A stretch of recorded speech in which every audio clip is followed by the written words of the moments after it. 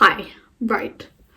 I'm having to use a light because it is not even 6 o'clock yet and it is pitch black outside. Not the best. But we're going to film this video anyway and hope the lighting really doesn't matter, to be quite honest. So I'm going to film on my Instagram, I asked you guys to send me some questions. Just for something a bit different. So I'm not doing any eating in this video, so if that's the content that you like, this probably isn't the video for you, but we move on. Anyway, so yeah, these are going to be some ED related questions and then some non-ED related questions. I'm not answering any questions about weight or numbers or things like that because I personally would find that triggering to watch, and that is not the kind of video that I want to make. So I'm not going to include any numbers or anything like that. So, favourite music genre was one of the most asked questions. I like an awful lot of music. Favourite, I think top 3, Yungblud, Foo Fighters. I can't choose a third one, but I'm gonna go with those two are my top favourites at the moment. And I don't even know who else. Arctic Monkeys, Machine Gun Kelly. Who else have I seen? Oh my goodness. Panic at the Disco, Bastille, loads like that. Favourite song ever. I actually should have thought about these before I filmed it. But I'm going to go with either Wheels or These Days by Foo Fighters. I think they're quite good. Would you rather have black or pink hair? Black. Definitely black. I don't do pink. I wear a lot of black clothes. Izzy, my best friend, she wears pink. And she loves pink, but she actually suits pink, so that would make sense. But I would definitely dye my hair black. Fruits or veggies? Fruit. I could go through a punnet of any kind of fruit in a matter of minutes. Who or what is your biggest motivation? My friends, I think, provide an awful lot of motivation for me. Just because of how much they support me with everything, and it motivates me so much to keep going. And how they will literally do anything they can to help me. So yeah, they're quite big motivators for me. Also music motivates me quite a lot. Favourite YouTube channel and favourite Instagram account, kind of linked. Helena. I can't remember what her Instagram is. It's like Helena Rose Cope or something. Anyway, I'll tag her. But oh my god, she's my favourite YouTuber and my favourite person on Instagram account, because she is so real about everything, and watching her YouTube videos is so inspirational, and the way that she deals with kind of issues, social issues that we have, and going against the things that should be normal, that shouldn't be normal but are, and her relationship with food as well, and how honest she's been about everything, and yeah, literally everything about her. She's so inspirational, and her dancing in the mirror, legendary. Where do you think I got it from? I can't dance. So yeah, those two are linked. So my favourite Instagram and YouTube channel. Tips to fight against food you're scared of. I really struggle with this.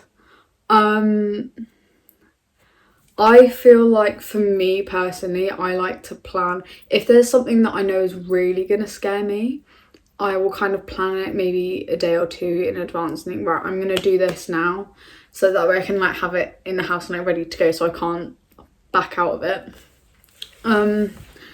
And having somebody else there while you're having it is really helpful as well, because even if they're not talking and they're literally just sat with you, it makes the world of difference.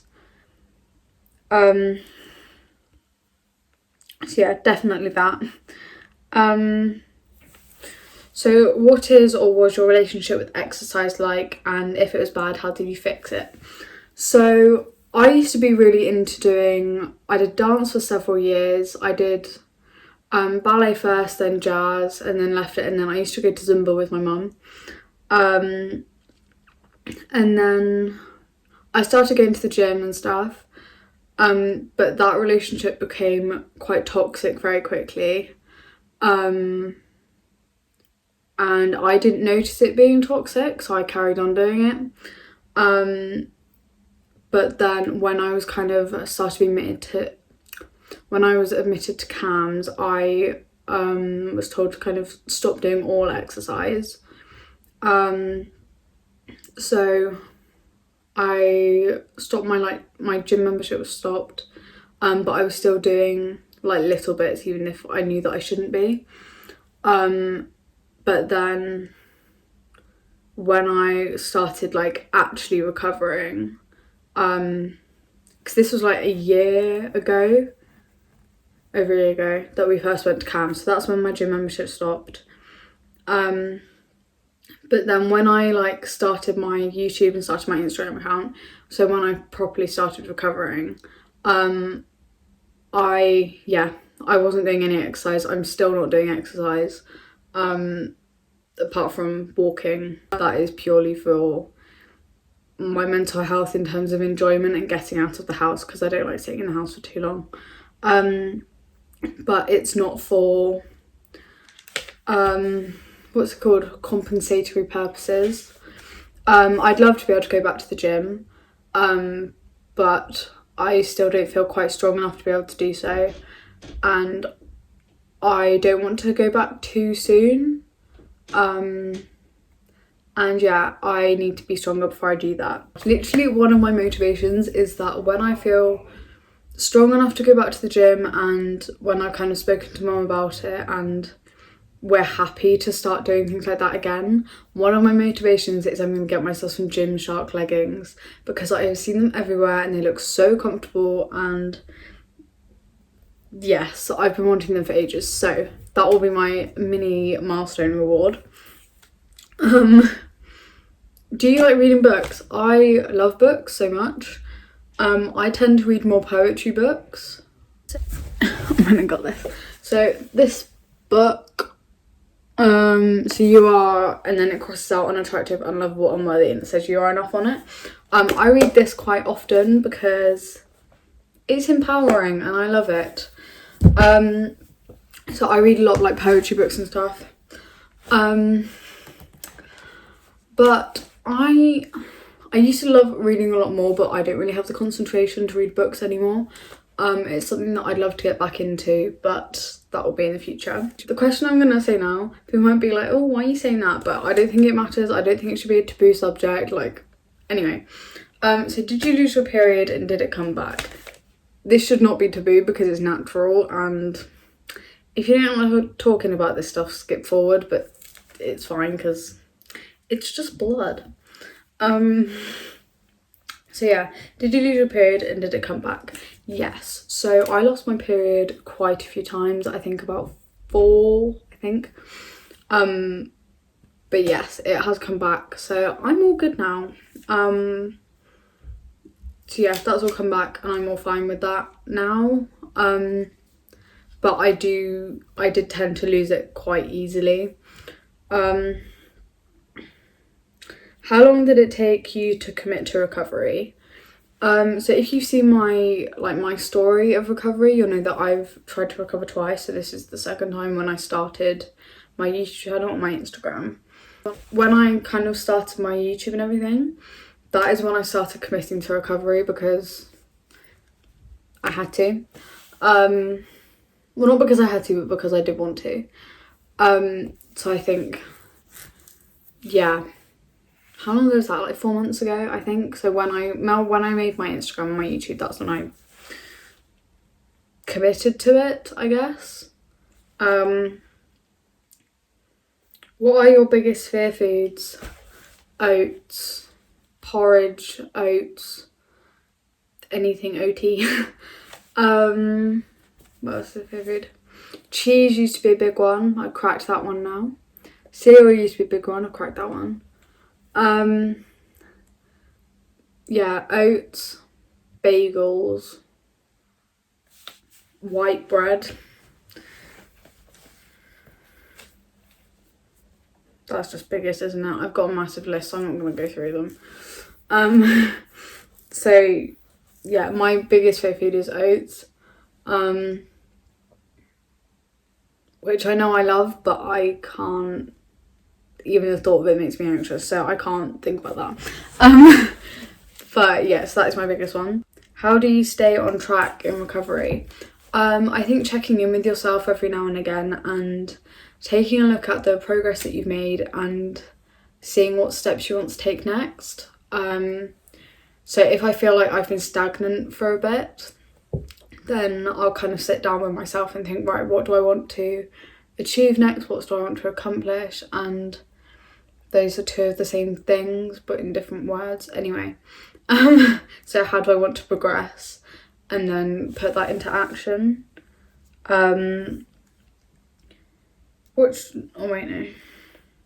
was your turning point when you decided to choose recovery? So during lockdown, when I was deteriorating, my mum and dad both said that they were worried about me and that they wanted to weigh me. I'm not going to use numbers. But the weight that I was at was not sufficient, and it did scare me. So after having a long chat and a lot of crying with my mum, then I knew I had to start recovering. And that's at the point where I did choose to recover. I wasn't being forced to, I did choose it for myself. Realising how serious my anorexia was and my eating disorder had gotten, that did really scare me. So yeah, that's the point that I chose to recover. How can I deal with the fact that I have to gain weight to recover? It's really hard because I like my body now. I really struggled with this because when you are malnourished, your brain doesn't perceive things properly, and so I did not view my body as being sick enough or that there was anything wrong with it. Although I know that now to be false, I then didn't see an issue with it. So I really struggled with the fact that my body was going to have to change from something that I didn't see an issue with. But as I said in one of my other videos, thinking of the other things that you're going to gain that isn't weight. So all this happiness and energy and opportunities and memories that you're going to gain, to think of that over your body, because you are so much more than your body and it really doesn't matter. And I didn't think that when I was recovering I was gonna enjoy being in the body that I am, but I do, because it's what lets me live my life and it's what lets me have so many memories and create so much more of a life for myself. So yeah, looking at the positives of everything. And this is the last question. What is your proudest moment? I think my proudest moment, I'll do a non-ED and ED one. My proudest moment was doing a open mic night at the pub that I work at. It was completely spontaneous and I'd chosen to do it half an hour before it started. And I managed to do a few songs, so I was really proud of myself for that and I really enjoyed it. And I have lots of proud moments. Being able to put cheese on food, or having cereal as a snack, or putting loads of granola on my yoghurt. mini proud moments, which I'm really proud of myself for. Yeah, majorly proudest moment is choosing to recover, because that takes a lot of strength to do, and if you do that, you are incredibly strong.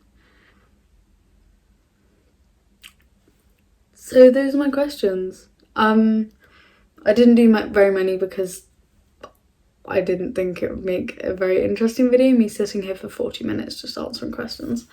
So yeah, thank you very much for watching, and I hope that it has enlightened you, given you an insight into me. So thank you very much for watching.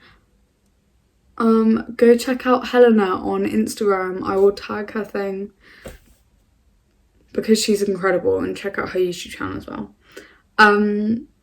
Like and subscribe. I'll see you in the next video.